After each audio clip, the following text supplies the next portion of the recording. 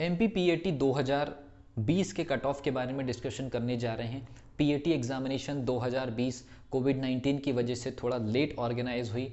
9 नवंबर और 10 नवंबर को ये एग्जामिनेशन कंडक्ट होते ही स्टूडेंट्स के माइंड में ये आया कि ये एग्जामिनेशन का कट ऑफ कितना जाएगा। तो इस वीडियो में हम यह डिस्कशन करने वाले हैं कि on an average category wise MP government के इस एग्जामिनेशन MPPAT में क्या क्या कट ऑफ रह सकता है। ठीक है भी। तो वीडियो में आगे बढ़ने से पहले मैं जितने भी स्टूडेंट्स नए हैं इस चैनल पर, सबसे पहली चीज़ तो रिक्वेस्ट करना चाहूँगा कि इस चैनल को सब्सक्राइब कर लीजिए, बेल आइकन को प्रेस कर लीजिए और एमपी गवर्नमेंट से रिलेटेड जो भी जॉब या एंट्रेंस एग्जामिनेशन से रिलेटेड कोई भी क्वेश्चन अगर आपके माइंड में हो तो आप कॉमेंट सेक्शन में लिखिए, उस पर वीडियोज़ आपको मिलते रहेंगे। ठीक है। तो वीडियो में आगे बढ़ने से पहले मैं ये आपको बता दूँ कि MPPAT का जो एग्जामिनेशन जो कि 2020 के सेशन का एग्जामिनेशन जो था कोविड-19 की वजह से लेट कंडक्ट हुआ और लेट कंडक्ट होने की वजह से बहुत सारे जो स्टूडेंट्स हैं उस एग्जामिनेशन में पार्टिसिपेट नहीं कर पाए। काफ़ी सारे स्टूडेंट्स एग्जामिनेशन नहीं दे पाए।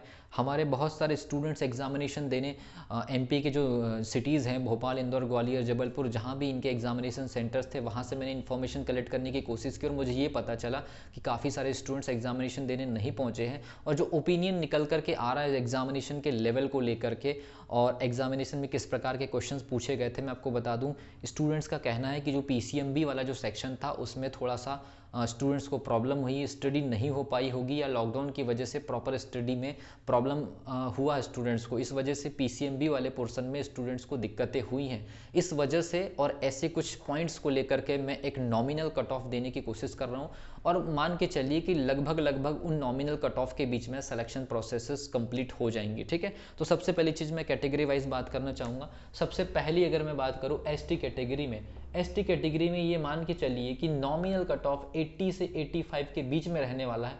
ये मान के चलिए कि 82 के आसपास ST कैटेगरी का कट ऑफ 2020 में रहने वाला है। ठीक है। मैं यहाँ पर थोड़ा सा 2020 MPPAT कट ऑफ। ओके।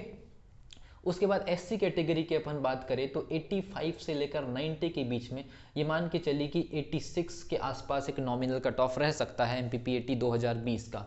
उसके बाद हम बात करते हैं OBC कैटेगरी का, तो OBC कैटेगरी का लगभग 90 से लेकर 93 के बीच में on an average cut off मैं मान के चल रहा हूँ 91 के आसपास OBC का कट ऑफ रह सकता है। इसके अलावा जो जनरल कैटेगरी का है, जनरल कैटेगरी का जो कट ऑफ होगा, जनरल कैटेगरी का कट ऑफ आप मान के चलिए 95 से लेकर के 100 के बीच में, मेरा ऐसा मानना है कि 100 मार्क्स हो सकता है जनरल कैटेगरी का कट ऑफ। इसके अलावा एक और कैटेगरी आप जानते होंगे EWS का कट ऑफ OBC के समतुल्य ही रहता है। अभी बहुत सारे एग्जामिनेशन के जो रिजल्ट आए उसके आधार पर मैं बताना चाहूँगा कि अगर आप EWS के स्टूडेंट अगर हैं तो उनका जो कट ऑफ होता है वो लगभग OBC के अराउंड ही होता है। ये मान के चलिए कि 91। ठीक है। तो आप लोगों ने एग्जामिनेशन दिया होगा और एग्जामिनेशन के बाद आपको जब पेपर सबमिट होने के बाद एक स्कोर आपको दिखाई दिया होगा।